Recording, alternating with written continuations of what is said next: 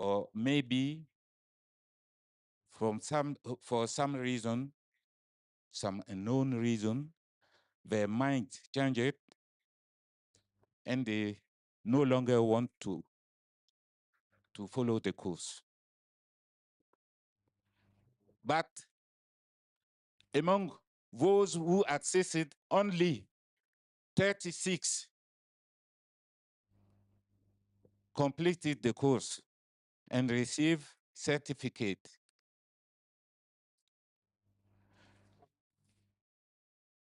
I think facilitators who are committed to support these learners may help us understand why we have so less success.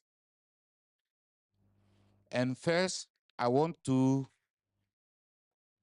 ask those who are online. Elizabeth?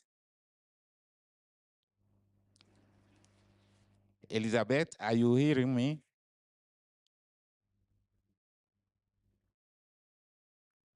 Or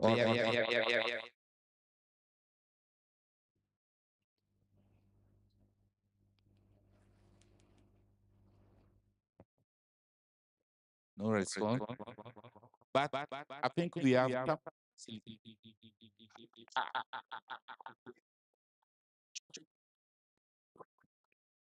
Hello, Elizabeth.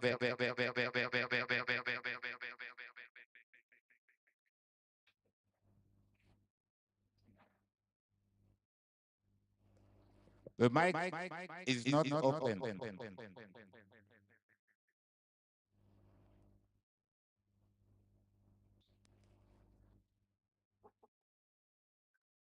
Can you hear me now?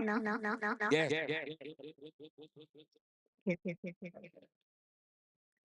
Can you share with us your experience and tell us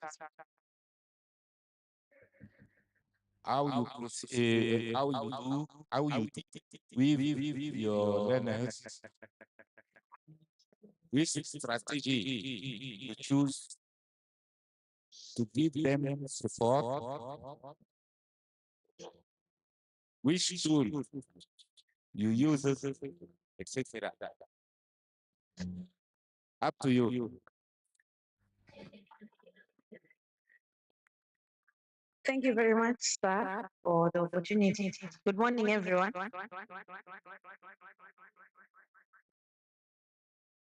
I am Elizabeth from Malawi, from the University of Malawi, Malawi University of Business and Applied Sciences. Throughout this course, I've learned a lot, and in the beginning, I had a few difficulties to access it and to understand what it is about. But when I went through the introductions, I understood what I'm supposed to to to access throughout the whole module, and it has throughout the whole course, and it has been so helpful to me. I just some weeks ago, but when I get to grades, I don't understand some few things. Um, on all the modules I've been graded, but some exercises show no grading. So I keep asking myself that did I miss any exercise, or those exercises were not meant to be graded. So that's the question that I have. But throughout the whole course, I've had a wonderful experience. Being one of the students that I've done journalism yesterday is a very good course to go with. Thank you so much.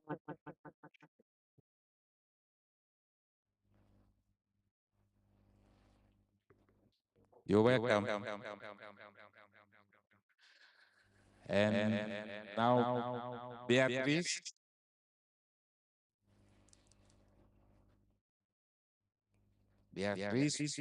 share with us your experience.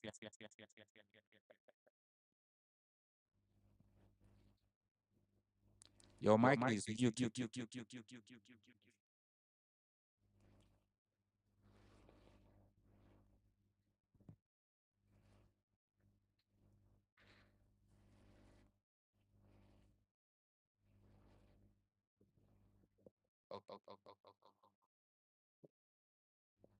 But we have here some facilitator. Aminata, I think you gave the floor to some French-speaking learners. Want to share with us your experience?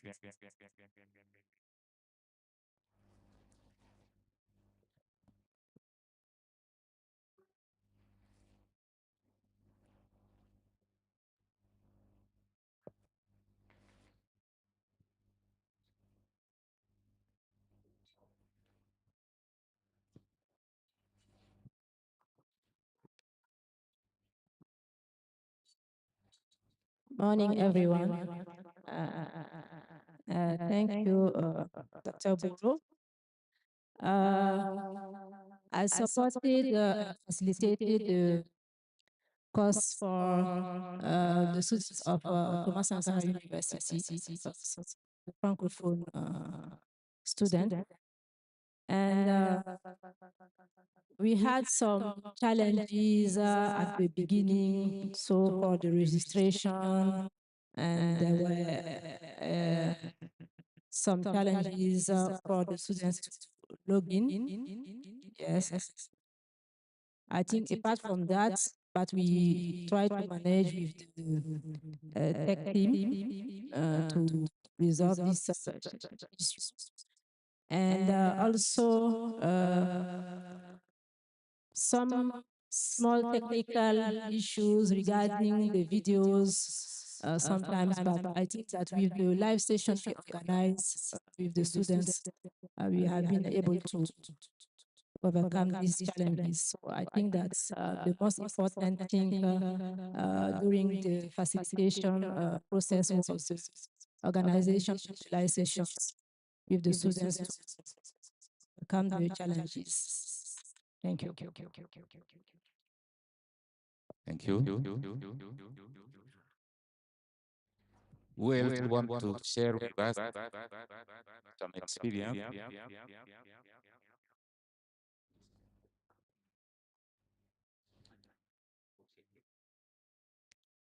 Maybe we can just explain the way we proceed for the organization of the course. Actually, when the people enrolled, it was impossible to enroll on an individual basis.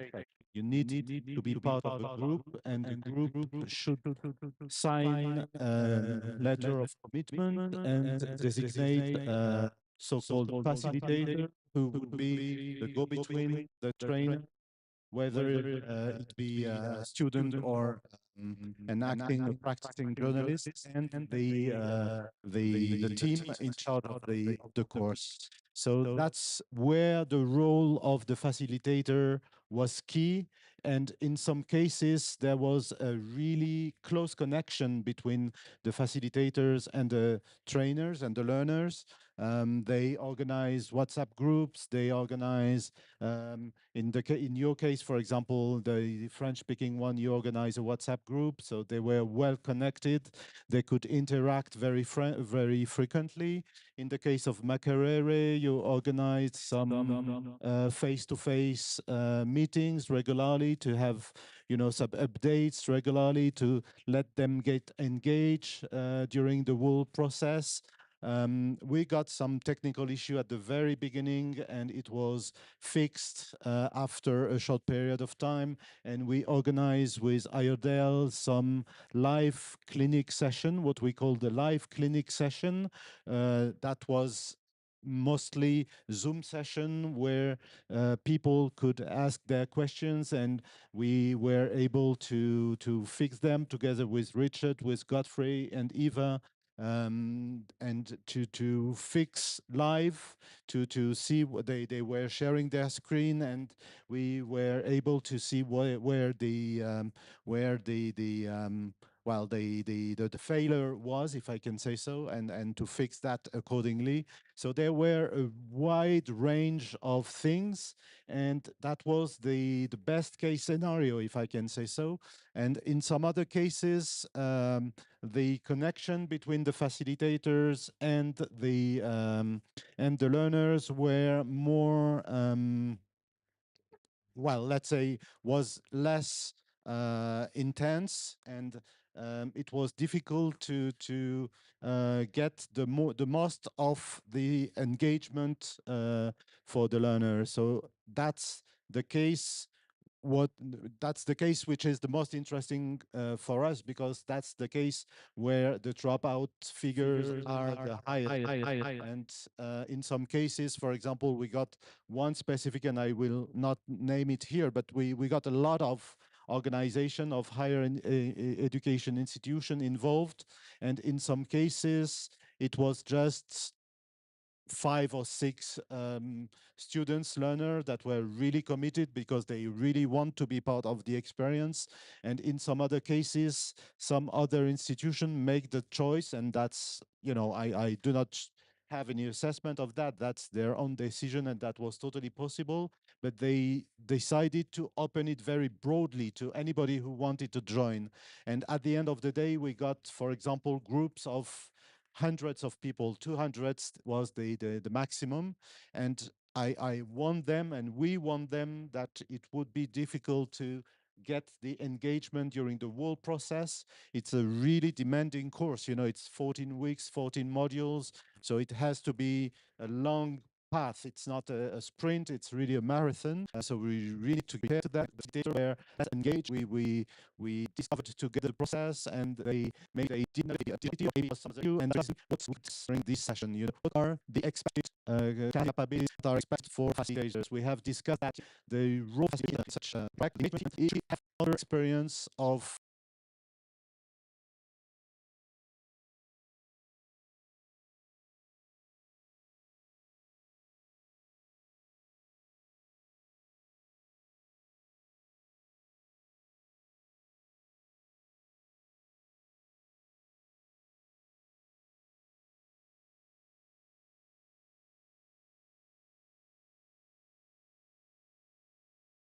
a MOOC or of an open course, online course, what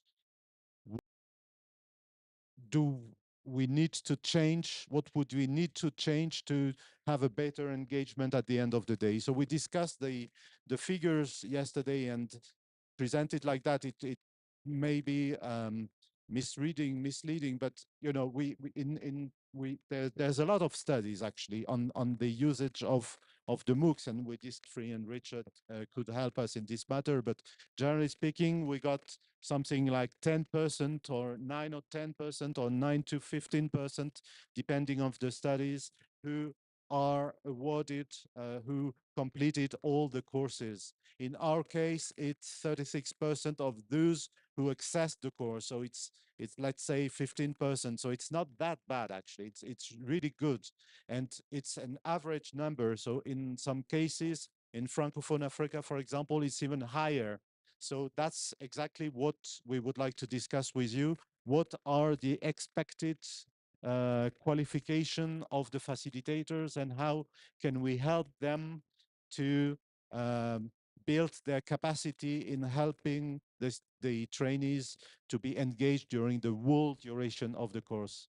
Sorry, I've been a little bit long, but that was, yeah, I think useful to get the background of it. Thank you, Michel.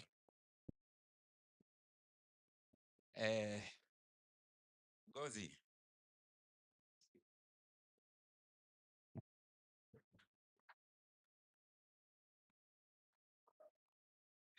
Thank you, and good morning once again. Drawing from my experience and Nigerian experience, in terms of the facilitators, I want to advise, if it is possible to have more than one facilitator, because like I said, based on my personal experience, where you have just one facilitator, and maybe that facilitator has a lot of activities in his or her hands, he or she might not be able to give the course or the training all the necessary attention that it requires. If your attention is divided so much, at least one angle will suffer. So this is what I came to observe. In my own case in Nigeria, when we got to know about the CoMMPASS, I brought that to my dean, my faculty. We took it further to management. The vice chancellor is aware. At the end of the day, we even signed an MOU. And when we brought that to the faculty, it was a welcomed idea. We brought in the students, the postgraduate students, everybody jumped at it. They were so excited, they registered. And because I am not the facilitator, we made someone else the facilitator. Because I love the program, I know this is rare to find. Some of my colleagues and friends in other universities and institutions, I also share the idea with them. They love it, and they all, registered for this CoMMPASS. And when I wanted to get some feedback, from my university.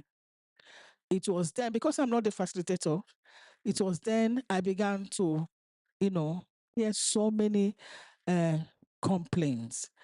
And because our facilitator is not that free, a lot of things suffered.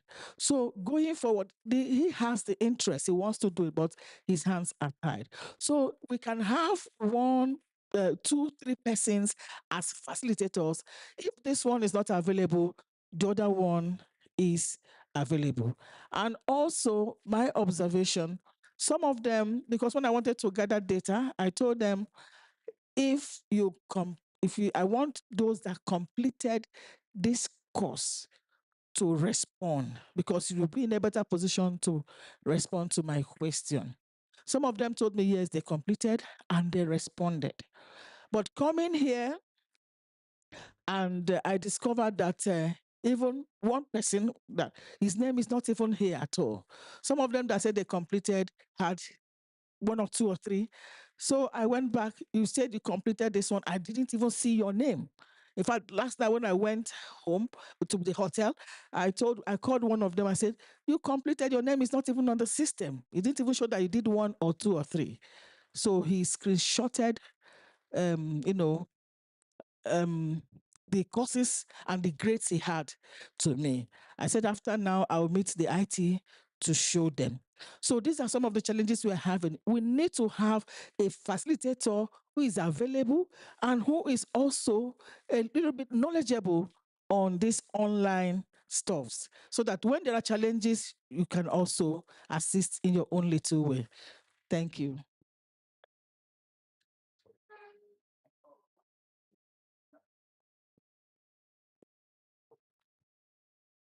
Yes, I think that the question of participation and challenges that relate to the course and how we can improve it is very important, so that we can get more students to enroll and complete the course. In the case of Ghana, there are University of Cape Coast was part of the one of the schools that was supposed to take the course. Um, but the student and the faculty were of the view that, okay, what's the credit involved in here? Because this is like a full credit, 3 credit course, even more than that, depending on the work they had to do. But they could not figure out how to allocate credit for that. But I taught the same course, this same CoMMPASS course that we've developed for African countries. I taught it in the United States to my students, 15 students. Now, the catch was this: come take my global communication course. You will get your 3 credits from the university and a global credential. Actually, I was lying about the global credential because there is no badge at the end of the CoMMPASS program, like global badge that they can share. But the student completed because there's a one-on-one facilitator on campus, which is me. It's a 3 credit course. You get a 3 credit for the global media course. Because the problem is this: you have to advertise your courses elsewhere to get students to register. It's not as if 5,000 students come and register your course. All the courses are competing. So you need to advertise your course to get students to register for it. And global media was one of the courses the student completed because they had the intention that they're going to get their normal 3 credits plus a global badge. But they were not on the system. They were not on the CoMMPASS system because we hadn't signed or rectified the agreement at the point. And it wasn't meant for US students. But the point I am making is that we need to look at how these courses can seamlessly get into our credit system. Then it becomes part of like a specialized reporting course. And then students who complete it get their 3 credits in addition to the competences that we seek to give them. That one, it's a double do. and then we will get enough students to do it, because the quality of the course is very good. It's tedious too, and it is difficult to explain to people that go through this tedious course for just a skill to report uh, migration. What for? If it is not part of a credit system and competences that I need for specific things. So we need to think through that, because this is quality and it doesn't have to go waste.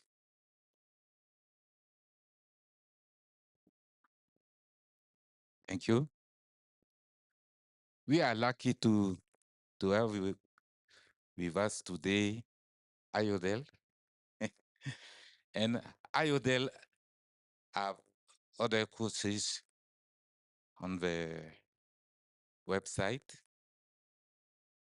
Can you share with us how you facilitate your other courses?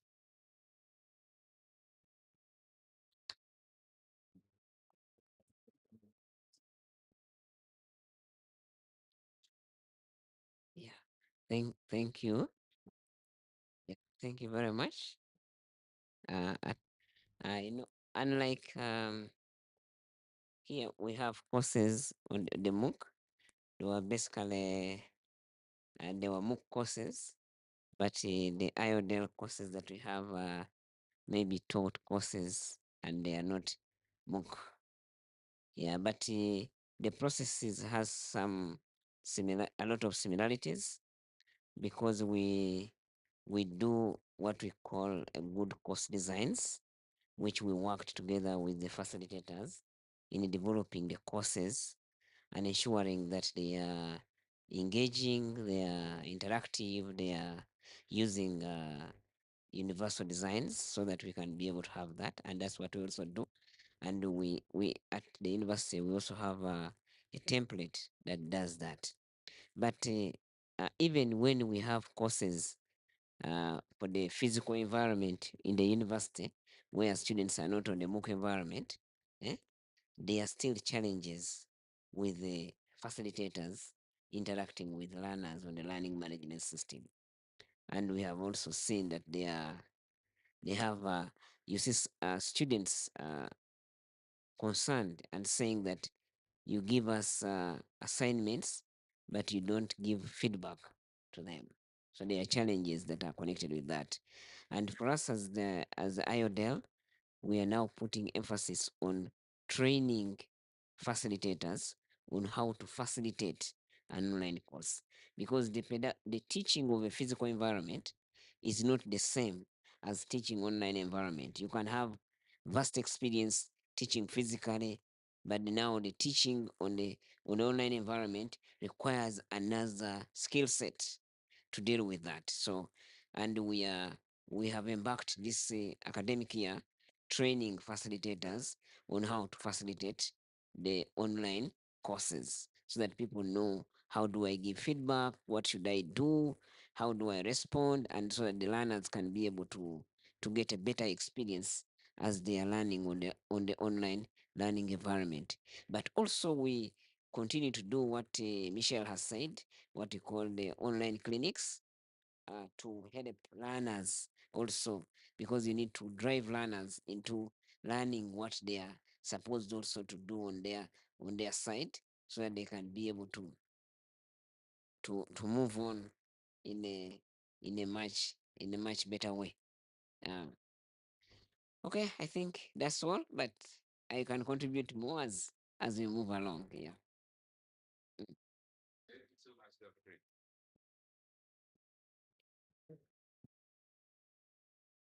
Dr. Walter, you are raising Sorry. your. Good, Okay, yeah, good back to you. evening, everyone, and greetings from the University of Port Harcourt.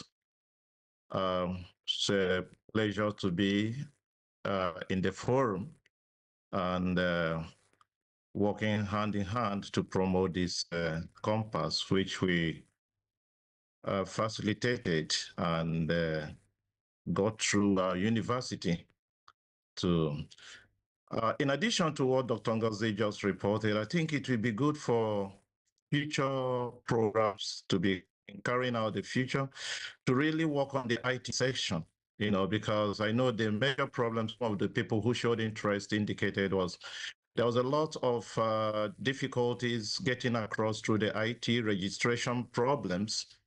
So I noticed also the first time that the list of enrollees were sent to us, there was a lot of mix-up. Some people who register from here in the University of Port Harcourt, their names were in other areas, and some people didn't really get the email that was supposed to have been sent to them. And so there was those initial difficulties of registration, and for some people it was quite frustrating. A number of times they have to go back, give another email, do this and that. So my suggestion will really be for the organizers to really enhance on the IT section. When people send in their email address, let it also be captured appropriately. Then the indications for assessing the course also be very easy. People were having difficulty sometimes assessing the program, maybe because this is the first time on this side we are participating in this MOOC, but I do hope, maybe in the future it could get better. And also the possibilities of, updating the facilitators with the enrollment, with statistics from their areas. This also will help them to have a better knowledge. Since we don't have access to the IT database, unless we are giving the enrollment from the ICT people. So I think there should be, more frequent exchange of data so that those who are on ground, we know whether the people who claim to have registered have really been captured. Like Dr. Ngozi pointed out, is the last minute, some people who have really done the work we're not even on the list.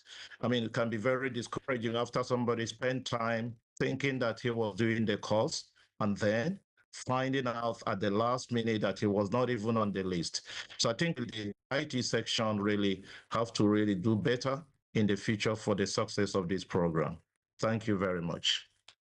You're welcome. So everyone agree the facilitator, they are playing a key role for we French-speaking facilitators. Our main tool was WhatsApp group. We use it to react with the learners and to get to help them get support from their peers, so that even when we are not available, we can receive support from their peers.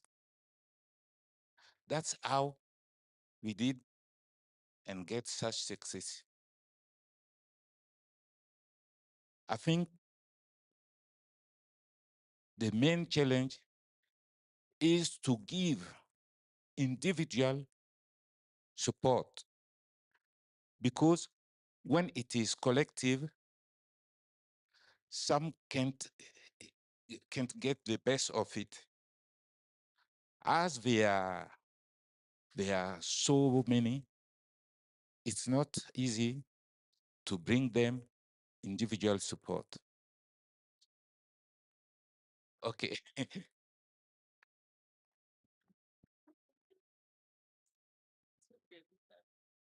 Okay, so now I think previous speakers have shared very important aspect. I know most of these online programs should have a very good beginning. And the beginning here, what I mean here is the registration process. So I can just reflect back from my group, the first cohort and the second one. I could say I think the beginning was a bit challenging somehow. And I even had a conversation with some of them yesterday, asking them maybe you need to complete, because they had some gaps. You need to complete on this try your best. And some of them didn't attempt at all. I just saw it. But they said, I tried my best, but I couldn't. And they decided to to keep silent. They didn't come back and report like we couldn't, because they came back regular and I would report it, and then they come back again, we can't log in, and then so they thought maybe, okay, I have other stuff to do, then let me go and do the other stuff. So I think the beginning is the most important phase of the online program, because we are also having another initiative at the campus, and some few students are also studying through online, and they are doing it well, because there is the enrollment of the online process at the beginning is much, I think, easier, if I can say so. And because most of them are enrolled at the campus, it's an international program, but they're enrolled at the campus. So it's easier to make that close follow-up.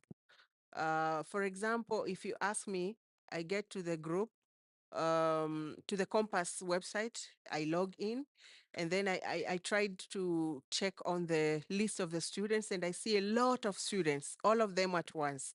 I remember one time I had a conversation with Mr. Semakula, asking him like, now how can I separate the groups, the Kiswahili groups and the other groups, so that I could easily know who is following and who is not, because I'm facilitating LMS studies, so I know some of these techniques. But how can I separate? A lot of students are there, like 600 or 551, all of them at once. It's not possible. So if we can have clusters of those students who are taking according to, regarding their language, maybe, the French students, the English, the Portuguese, the Kiswahili separately, maybe that could also be easier to make a close follow-up. So also the regular feedback really help from the technical team. If they provide the regular feedback, at least maybe every week, telling like, okay, this now is the feedback. This this kind of students maybe didn't really log in, or this one they are following, so that could ease the process of going back and telling them, hey, you need to go back, and pushing them. That I think can work. Yeah, thank you.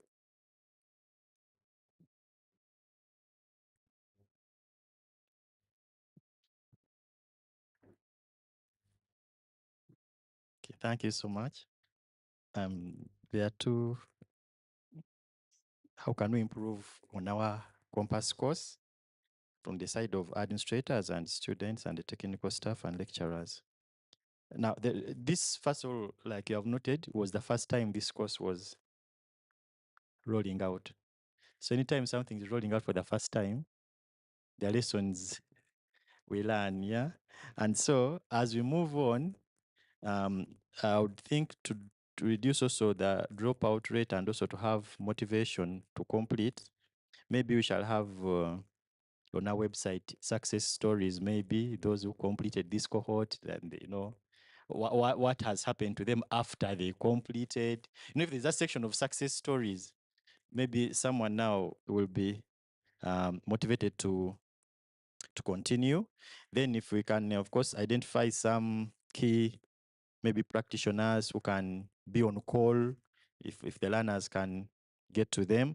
Then the orientation, I'm thinking maybe can be extended to maybe 2 weeks of orientation with maybe short demonstration videos on how you can maneuver, how you can register, how you can recover a password. Some short videos, but we extend to about 2 weeks maybe to allow, so that you don't be rated for maybe two to 3 days, and then you have to rush into completing assignments. Then, these password things, even sometimes we were teaching online. So if there's a small problem, you can spend 2 to 3 weeks just having to sort. But as you are trying to sort out your problem of password, another unit is moving, a deadline. So maybe we can extend that orientation. Then we need to have that FAQ, or frequently asked questions section. We can put some videos there if you're stuck. And I know that in IODL, there's a colleague who has come up with some kind of chatbot. This also, I think Professor Seron also talked about it. There's some chatbot that has now been developed, which is on the LMS. We just click and ask that. It has been trained, like he said last time. It has been trained to answer many things, yeah. And of course, when some questions come and it has not been trained, we feed it with the answer to that one. Yes. So I think that can also help. Of course, it's a MOOC. Yeah, and like Professor was saying yesterday during our panel, that it's hard for you to respond to. If you have 600 students and 200 are stuck, you cannot say they're going to write you emails or call you on phone or do whatever. But if there's this other fellow that you have trained the chatbot to try and respond, at least they can troubleshoot many things. And from this survey, probably we have data on the frequently asked questions, where were they stuck, what made them, and also from our own experience of doing online courses, where we usually get stuck. And can come from administrative to even the specific issues in specific topics where you know that they're going to come to ask me this. They usually ask this. So let me just preempt that one. Then yesterday still there was a suggestion of blending it, which then Michelle has talked about right now, blending with the synchronous, maybe once in a while, maybe once in 2 weeks. You have this synchronous 30-minute thing where you can have a conversation with them. It can be FAQ, it can be information, it can be a guest who comes and just 10 minutes, speak to them and kind of like uh, encourage them. Then sometimes also regarding feedback, when the group is big, feedback is also difficult to give individualized feedback. So sometimes what we have seen, you can give synthesized feedback. You can read the many issues that are coming up, and then you have 1 or 2 paragraphs of a response to the group based on what, so that you don't go individual, but then you can give that a general kind of picture or feedback. That one also can happen when you say, if it's reading essays, and then you can read the essays or discussions in forums, and then you come up with this synthesized response, so that you don't have to respond. You can say, these are the issues that I have identified, and it's how you can handle them. But that one also goes with when it comes to the assessment, also it goes with the rubric. If you use a rubric initially to guide, and those of us, like many of you here, us now, traditionally it was a taboo to tell learners how to answer a question when you give it to them. Yeah, it was part of our job to make things so hard for learners. Even sometimes you could see in the examination, what they call those meetings we have, where they look at exams before they're given. Moderation meetings, yes. Sometimes a colleague reads a question and says, this is very simple. We have this traditional thing that a question must be hard. And we used to have these teachers who would even add hard words. Very hard words. So that these fellows don't even understand what, and it's so common. And I think it's common with us this side, the humanities and business, not so common in the sciences and technology, because there you have to tell someone, how do you tighten a bolt that is what. You have to be very, very, very clear, because they are training a person to tighten these bolts. And so you're so clear. How do you diagnose a liver which is sick? So in the sciences, that side technology, they are so clear because their learning outcomes are so clear. For us, side humanities and business, if you read a statement like, what factors lead business to collapse? This is too simple. You put elucidate the inquisitive what. This, yeah, and now that's why the other colleagues in sciences and technology, I think, kind of like I've understood, previous understood very clearly. What are we training this people to do? And for us here, we have this idea of making things so hard. Someone sets an exam, then, this is so hard. They're all going to pass. Like the origin, like the purpose is that no learner should do what? Or these people should not pass. And if they pass highly, this is a crime. Put the lecturer to task in a board meeting. How can all of them get 80? How? But like, why did in the first place did you give me this people to train them in the first place? Why? Did you? So I've done this work, and so we have done some online courses with him from Arizona, and you give an exam, and the worst person has 92, and that is the result. That's the result because they monitored. You read, you like the Google courses was saying, if you read and respond, I mean, you can do this. Okay. Now, the thing I was driving to is the rubric, the guideline to how the solution should be presented. Because we now no longer have time. We are also busy, especially in sub-Saharan Africa. One, we have too many students we are teaching. We are few. We're looking for money left, right, and center. You have to make ends meet. You have no time to read essays that are offside. So you guide. This is how I expect you to present your solution. Give an introduction, go and interview someone in the field, find out the challenges that they're finding. So that this learner goes and then put, like sometimes when you give guidelines, we also say, I try to usually what we call authentic assessment. That will even tell you when you interview people, ask them to give you their telephone numbers because I'll call them to ask whether you asked them.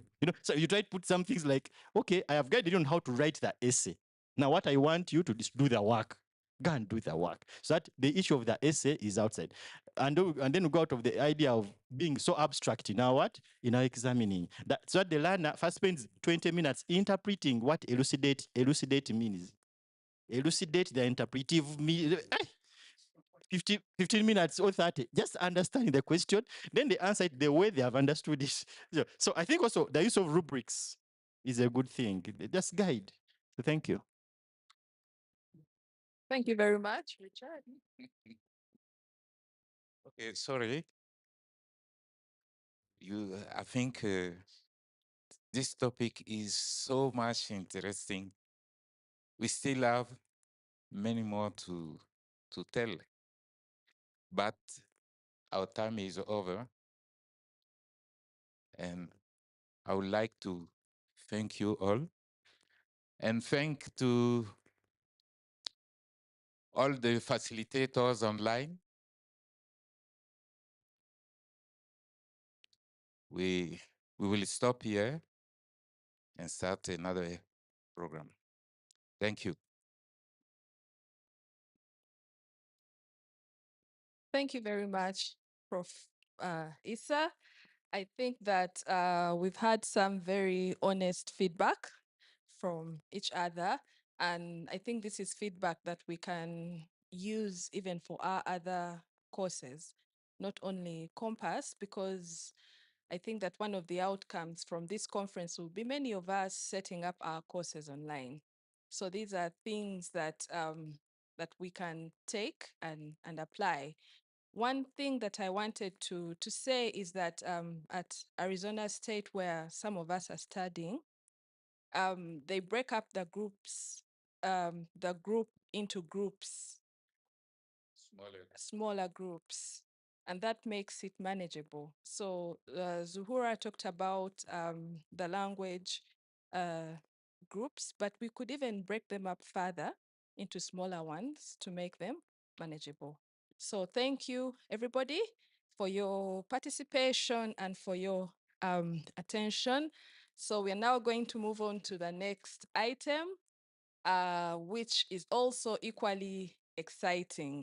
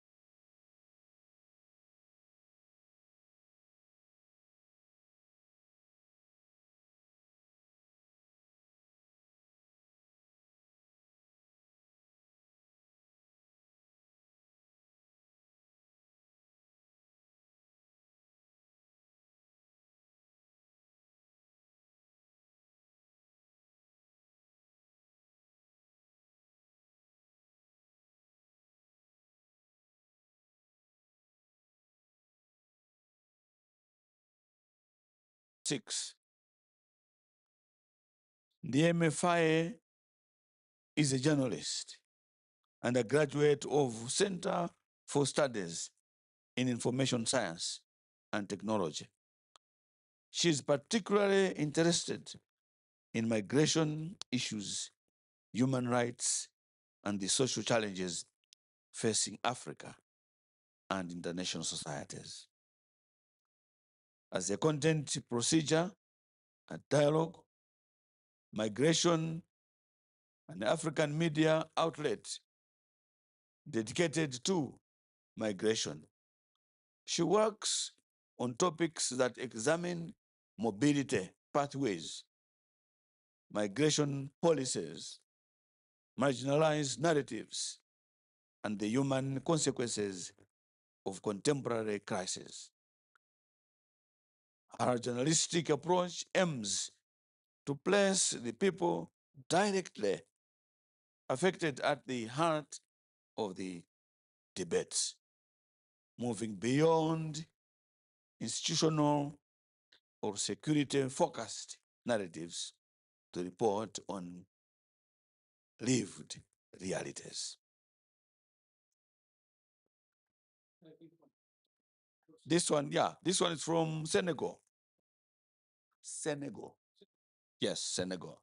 Yeah, I may not pronounce very well. Is it Senegal? Senegal. This is French, right? Thank you.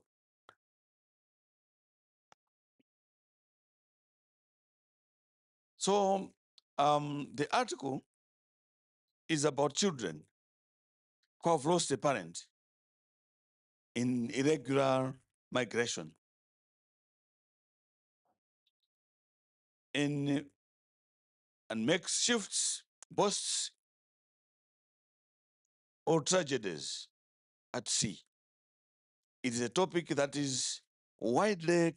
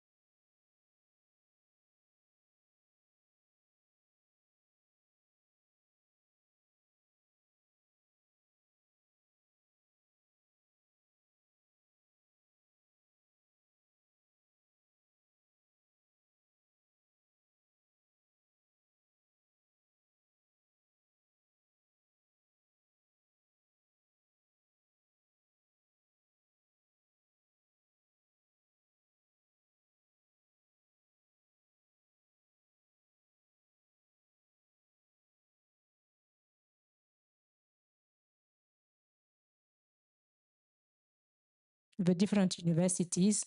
So we have UCU, CoMMPASS, UNILIA, Thomas Sankara UTS, and also Makerere University.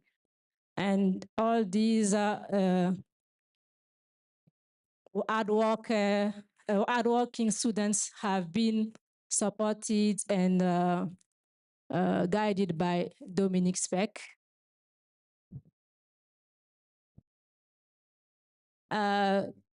Geoffrey Senuga, I don't know if he's in the room, our host. Thank you for all your support. And Wilson Keja. Is it well pronounced? Yeah, our editor. And myself, Aminata Ouedraogo from Burkina Faso. So most of the students are not in the room, they are on the field, but we have some of them here. Can you upload for them? Please, the team, stand up. Yeah. Another clap. Yeah. Thank you. So I would like to invite for the panel Aisha Traore from Thomas Sankara University.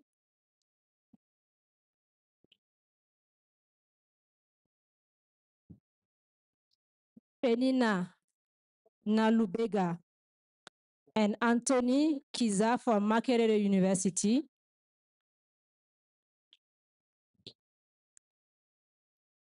Clara Piri from Mubas.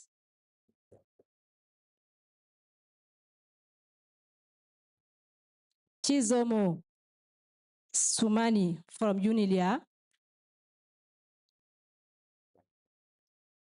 Andrew Gum and Bill Dunn from UCU.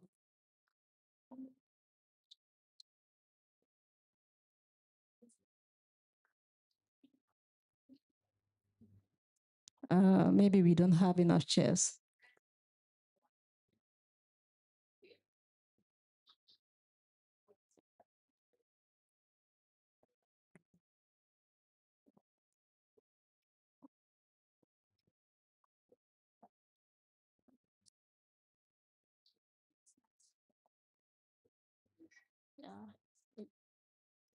Willie is not here.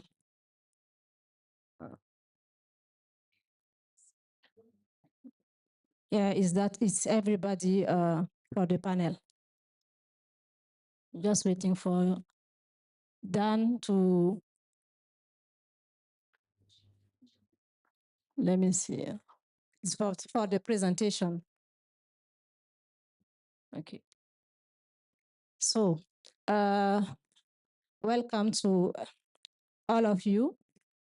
I know you have been working for 4 days now, and you may be tired or exhausted, but I know it was an interesting experience for you. So what I would like to know is if you can give us some feedbacks on your experience.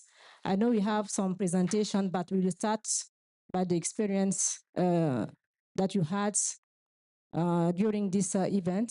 And maybe I can start with Aisha. Can you give your feedback on what you have done so far?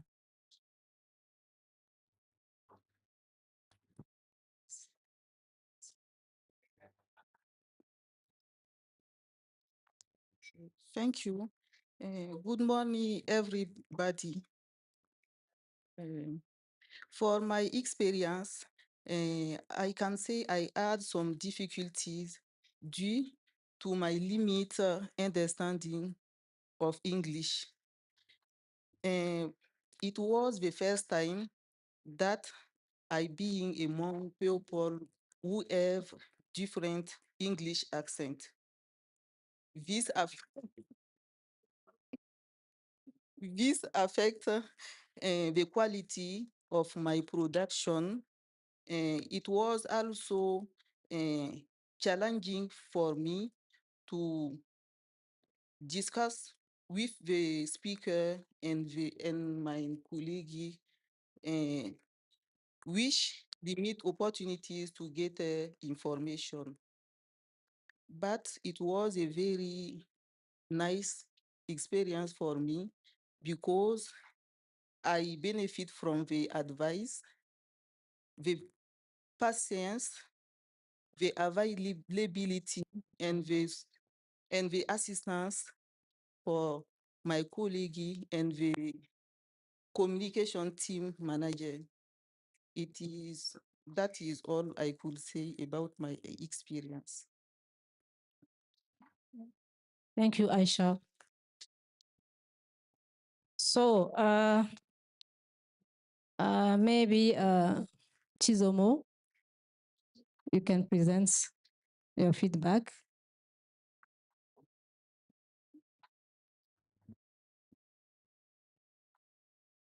Hello, everyone.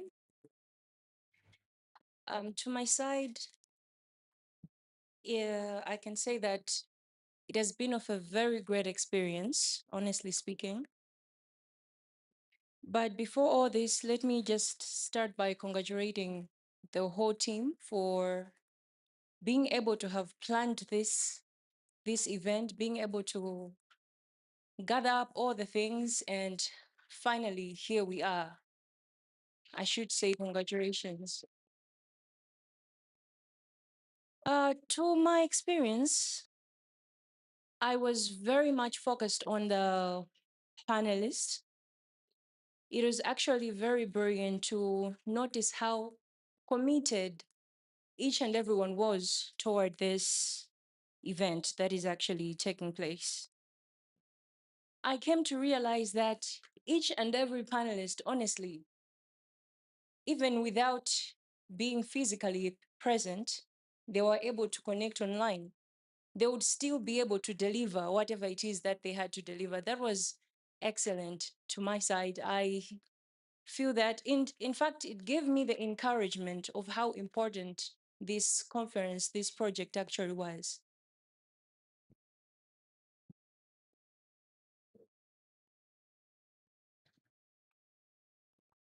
Clara. Good morning. Let me start by saying thank you for this rare opportunity to participate in this conference. I am really privileged to take part, as well as being in the panel discussion. It gave me an opportunity to meet as well as discuss with some of the doctors and experts in the room. On my experience, for the success of this conference, it took good management, of which the previous speaker has already pointed out. Tasks were shared, of which everybody delivered to their best capabilities, and well done for that. I've also learned the emphasis on accurate as well as ethical reporting, which is the whole purpose of this conference, ethical and accurate reporting on migration issues. And from our team, I've also learned consistent and posting and engagement on social media platforms. It was very timely. Thank you. Thank you, Clara. I don't know if the tech is okay. Can you check if everything is okay? So from what you said, Aisha, Clara, and Shizomo, Aisha had some challenges with the accents. Don't worry, even me, myself, I have problems with the accents sometimes. So it's not a big challenge. And also, I think that you had an interview with the refugees. How did it work? For the accent, were you able to understand what they were saying or not? Your mic. Okay. I understand what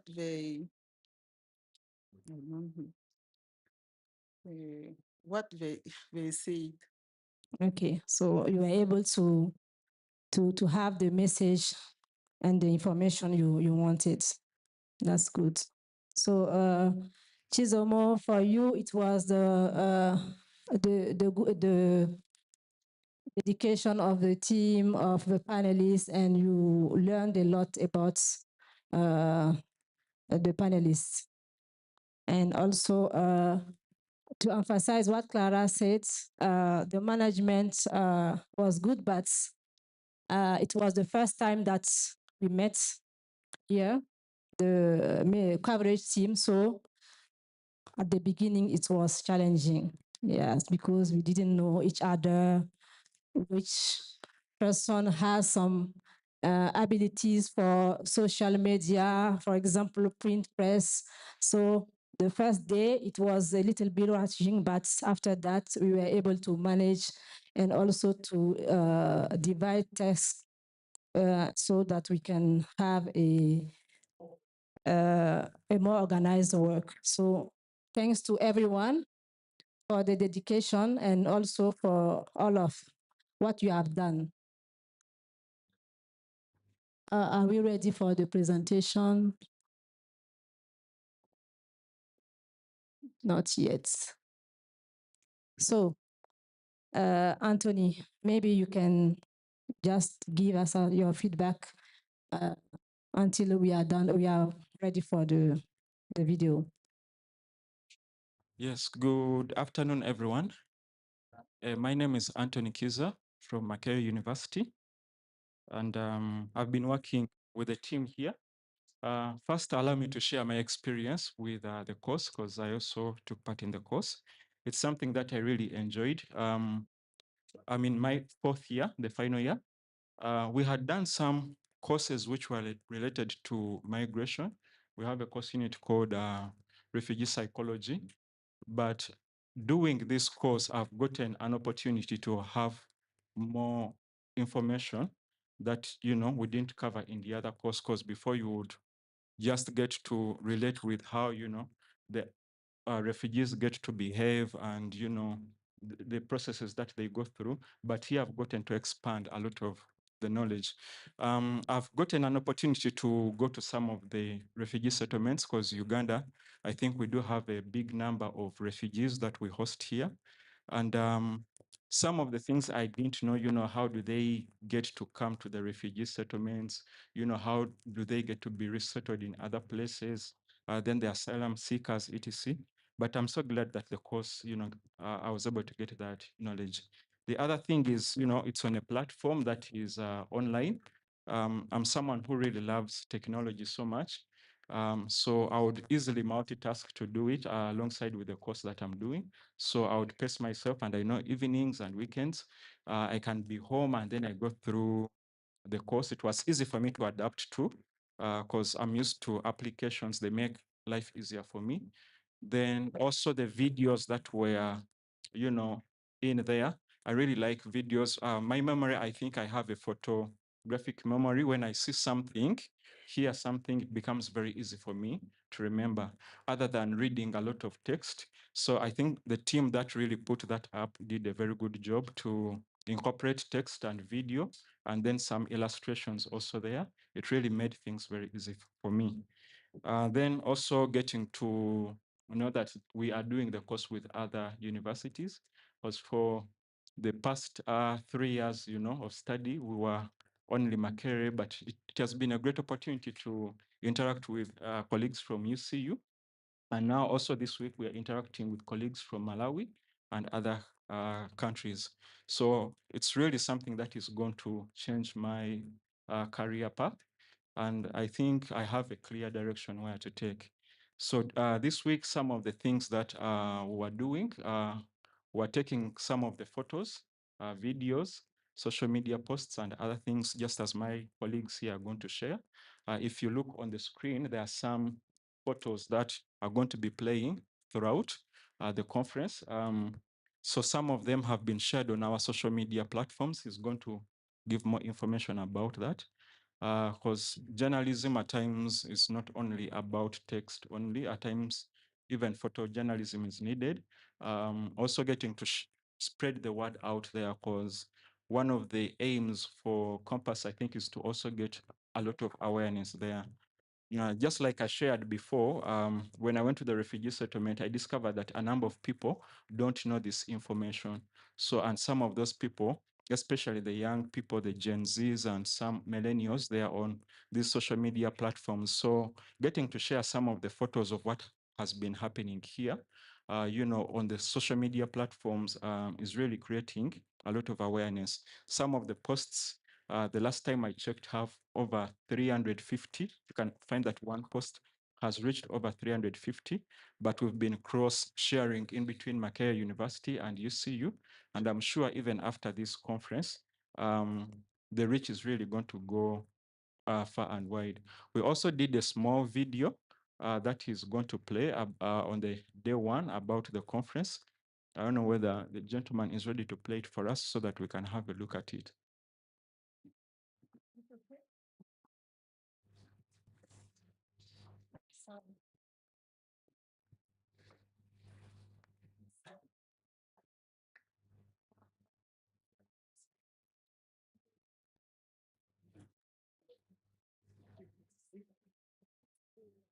Of this compact has really exposed us as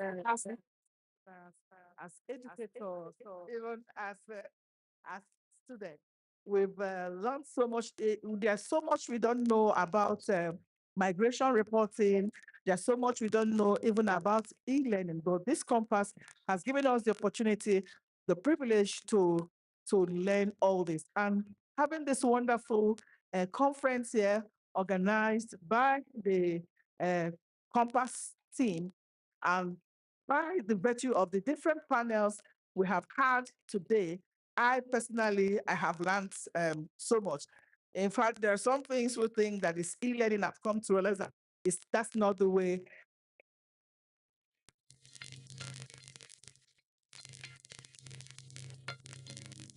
So many of us have received trainings from this CoMMPASS e-learning. It's a 14 model, different courses, and it covers a vast area of migration.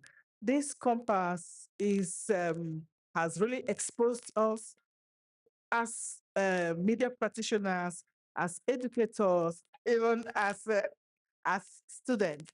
We've learned so much. There's so much we don't know about migration reporting. There's so much we don't know even about e-learning. But this CoMMPASS has given us the opportunity, the privilege to learn all this. And having this wonderful conference here organized by the CoMMPASS team, and by the virtue of the different panels we have had today, I personally, I have learned so much. In fact, there are some things we think that is e-learning. I've come to realize that that's not the way it is being done. I was happy to present today the outline of the project, which we have started with our fantastic colleagues here from 6 African universities and 1 Portuguese universities. And we sincerely hope that this project, which we have created, will result in long-lasting networks, many further projects, and also a lot of research coming out of this joint activity. What stood out for me today in this conference is that I've learned something, that e-learning is not all about a lecturer teaching, having his laptop and then just reading slides or teaching students, but there are a lot of programs that can be done where students can be engaged. There are a lot of trainings students can be given, like the forums, they will come in and then they do that. So today, what's aligned with me in this conference that I came to is the fact that journalism is very important, and especially telling stories, African stories by Africa, is very good. So one thing I learned today is that there are professors and doctors here teaching, African doctors and professors teaching Africans what to do, which helps you narrate your story, which helps you control your story on how you tell it. So today's program was really amazing and interesting for me, especially because it aligns with what Balas Bubu does.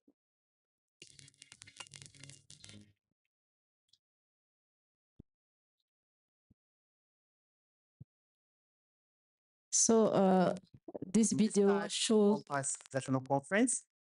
Come to okay. network, learn about our online learning and the beneficial sharing journalism. A lot of issues are being tackled, for example, quality of online learning, use of AI, access.